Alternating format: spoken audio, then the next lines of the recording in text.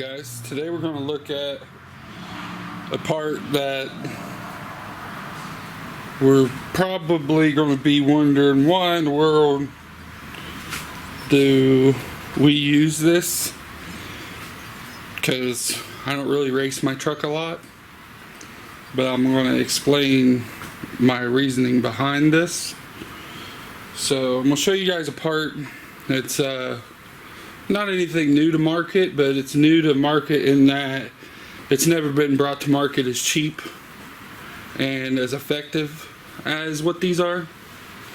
And I want to show it to you guys because it's actually a really cool item, and I'll explain why I needed to get it in just a second.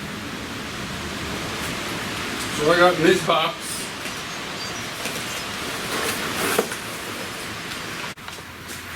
these are low dollar Motorsports shock travel sensors. Now I make these for the front and the rear shocks. I've actually seen a friend take a small one for a front shock and use it as a TPS for a carburetor that didn't have a TPS mount.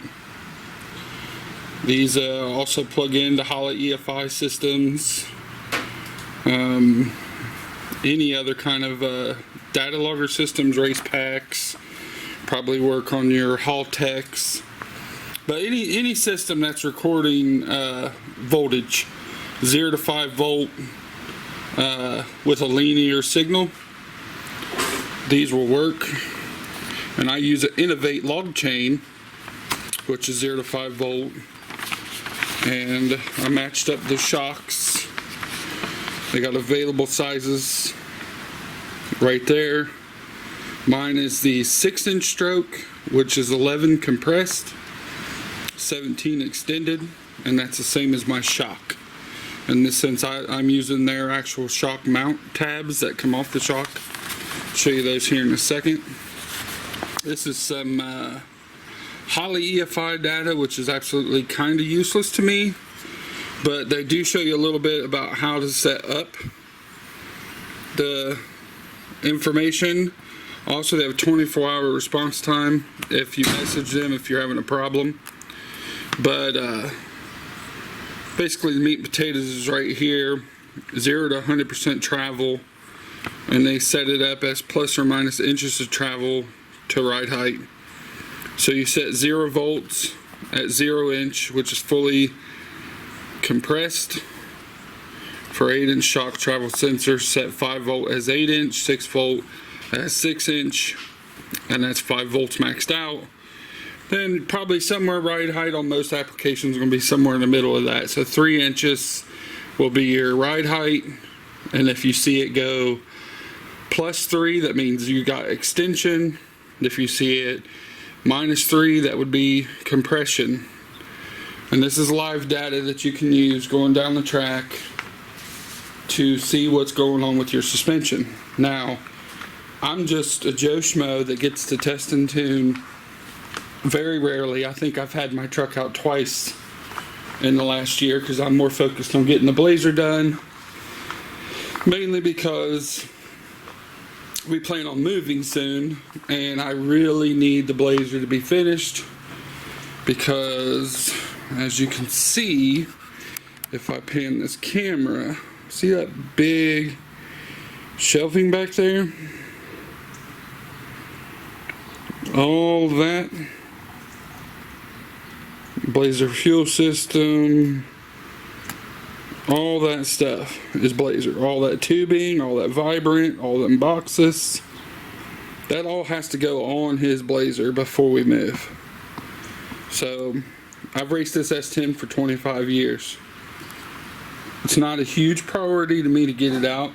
Some people don't understand that, or they think they know what's best for somebody else to do, which I've never been that type of person. I don't care what anybody does. Just make up your own mind and do what you think's best. So for me, I plan on getting S10 out a few times this year, and it's always been an issue for me. It's me at the track. Like, I don't have anybody videoing hardly. Wife does sometimes. I've never gotten good starting line videos. I've never gotten good downtrack video.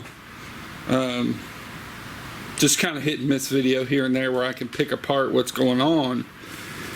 So for me, having shock data is going to be invaluable, because that's like having an extra 2 people on the back of the truck telling you exactly what's going on each corner.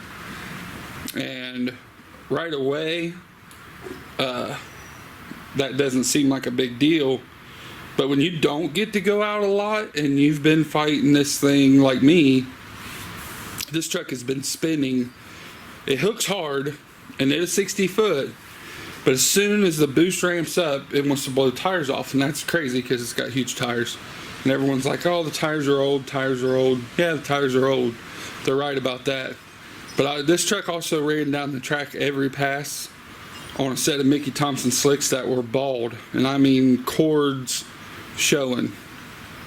So if it can go down the track on a tire with cords showing, it damn sure better go down the track on tires that are basically new with not a lot of passes. They're just old in age.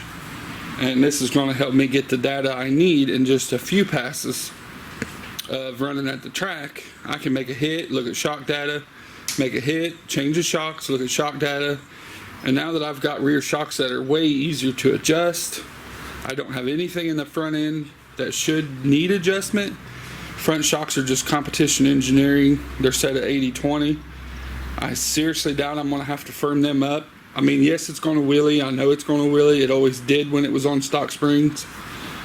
But I need it to stay front end light going down the racetrack and keeping weight on the back. And that's the problem I've had since day one with the QA1. They want to quickly settle down, and I couldn't firm them up enough to keep the front end down,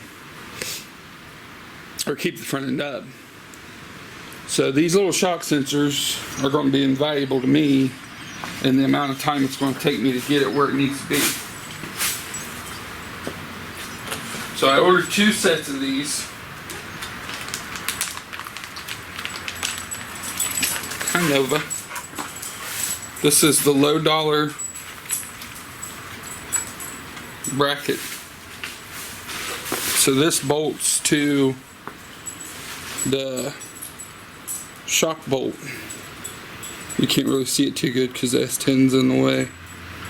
But basically you run the shock bolt through here and then put this on the top shock bolt, and then your eyelet, and your eyelet mount your strut so you can monitor. And then the actual sensor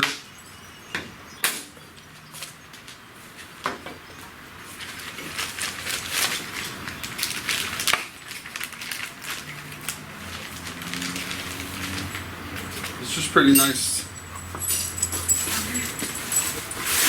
So the actual low dollar Motorsports shock sensor, this is the 1 inch for rear. You got an eyelet and an eyelet for your bolts. Obviously that's compressed. Full extension. That's your travel. But also, I don't know if it's going to zoom.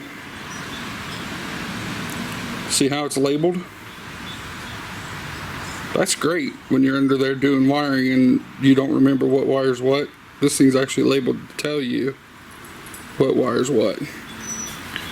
And that, of course, is your wiring, which has already got ends on it. It's already got, the colors are there. You already got a ground pigtail. So these guys, for the information that these provide, which is pretty much invaluable to me because I don't have teams, I don't have a big group of friends that goes racing with me. Sometimes it's just me by myself at the track. And I've always relied heavily on the Innovate software for logging. So now I'll have another thing to log. Got another strut.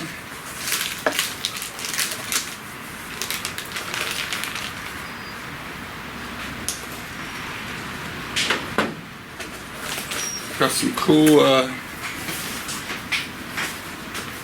to give you a low dollar Motorsports decal, which is pretty awesome. My son loves decals, so I've got decals.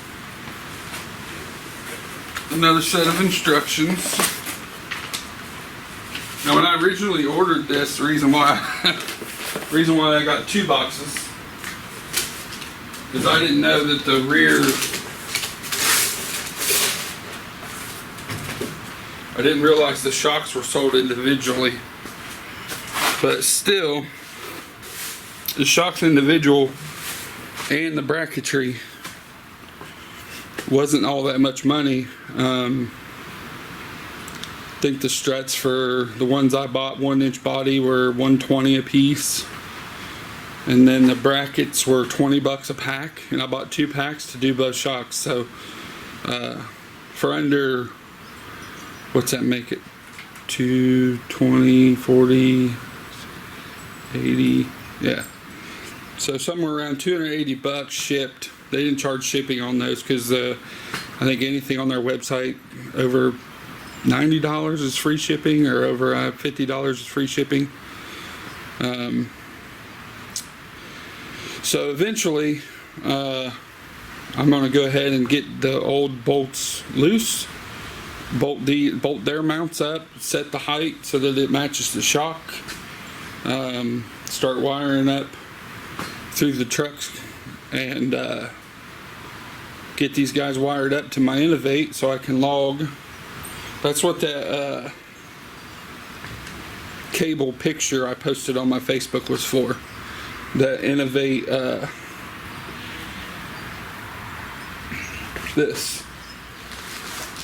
So this is the Innovate analog cable that goes to my LM2. I've never used this, but with this, dude, I can add 6 more channels, and that's 6 more channels of data. Plus, I can live watch engine RPM off of the MSD box. So you've got, every one of those is a channel, and they tell you in the instructions which ones go to what channel. So 2 of these channels is going to be getting used up by this low dollar Motorsports rears. Depending upon how easily this goes and how useful the rear shock information is, when I have to make a front suspension travel limiter. Right now they go full drop. It won't be a bad thing because I need that, but they do kind of end up, eventually I'm going to need something to limit the front end for it to be ideal. So I might get their front travel limiter, or their front shock sensors, and log the front shocks for a little while just to get data. Now, another reason why I went ahead and did it this way is because the rear shock data, I can set those up also onto Garrett's Blazer. So all the shock data that I get on this, I can use to tune this. And this is a leaf spring Caltrack setup, but the data in the log chain is the same. Garrett's Blazer's on Innovate log chain, and he'll be able to use the same hookups as me. He has a DL32 logger, and the DL32 can have up to 32 channels of input going to it. So with his DL32, I can add one more thing to it and log the same 6 extra analogs to his DL32. If I do the rear shock sensors, I doubt I'll ever do the front because I don't think his Blazers are going to need it. Pretty much on Blazers, you know that you need almost the tightest rebound settings. You don't want the front end to come up because it'll wheelie. So that's a known. It's not really, I don't need shock data to tell me that.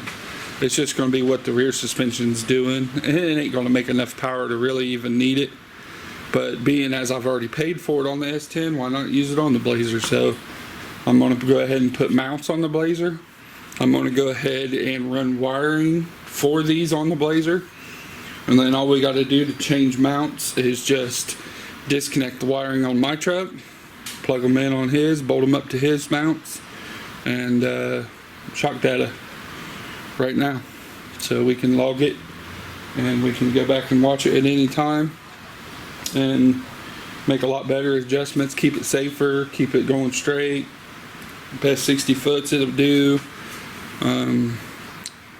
I'd actually rather see his Blazer getting raced, but his Blazer is also a street Blazer, so it's not really going to be raced a lot because it doesn't have a cage yet. Mine does have a cage. My cage is already certified, so. Well, I just wanted to make this video to show you these cool travel limiter or travel sensors that are available for the rear shocks. I've looked around and I've never found anything in this same ballpark as far as price and the ease of use, like being able to use it with the Innovate and being able to set it up easily, plus their provided brackets are pretty awesome. It's going to work out awesome. So in the next coming days I'll start working on a video of me installing and post that up to our YouTube channel, so keep an eye out. Thanks for watching. Bye.